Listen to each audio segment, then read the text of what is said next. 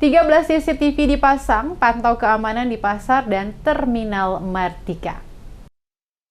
Sebanyak 13 CCTV akan dipasang pada titik lokasi yang dianggap rawan kriminalitas di sekitar Pasar Mardika dan Batu Merah, Kecamatan Sirimau, Kota Ambon. CCTV yang nantinya ditempatkan pada sejumlah lokasi dianggap rawan itu akan beroperasi 1 kali 24 jam. Kapolresta Pulau Ambon dan Pulau-Pulau Lease Kombes Pol Raja Arthur Simamora saat diwawancarai usai pertemuan bersama Kapolda Maluku dan penjabat wali kota Ambon di Mako Polresta Pulau Ambon, Jumat 17 Februari menjelaskan, selain pengamanan langsung oleh personil gabungan, 13 CCTV nantinya akan dipasang di lokasi Pasar Mardika dan Batu Merah. Arthur menjelaskan, Polresta akan membackup dengan membangun sistem pospam terpadu yang melibatkan unsur dari TNI Polri, juga pemerintah kota. Menurutnya, manfaat dari pendirian pospam maupun penempatan CCTV di sejumlah lokasi, pihaknya dengan mudah mendeteksi berbagai aksi premanisme dan kriminalitas, seperti pungli, kasus pencopetan, jambret, maupun kasus tawuran antar pedagang maupun tawuran antar warga yang sering terjadi di Pasar Mardika maupun Batu Merah. Kapolresta optimis dengan pendirian pospam terpadu serta pemasangan CCTV di sejumlah tempat dapat meminimalisir potensi kerawanan baik di pasar maupun terminal Mardika.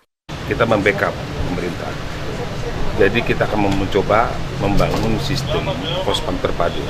Nanti melibatkan unsur dari pemerintah kota, TNI dan Polri.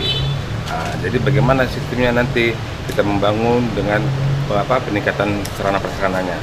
Salah satunya ada pospam nanti terpadu di Terminal B, kemudian nanti kita lengkapi CCTV, ada 13 CCTV, kemudian nanti kita lengkapi dengan Alkom, sehingga bisa meminimalisir potensi-potensi kerawanan, seperti kejadian pungli, rawan copet, mungkin rawan tawuran antar kelompok